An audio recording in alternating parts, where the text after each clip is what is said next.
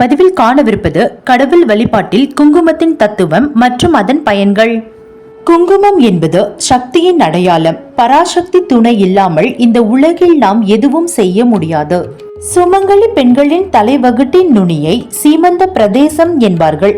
திருமணமான பெண்கள் நெற்றி வகுட்டில் குங்குமம் அணிவார்கள்.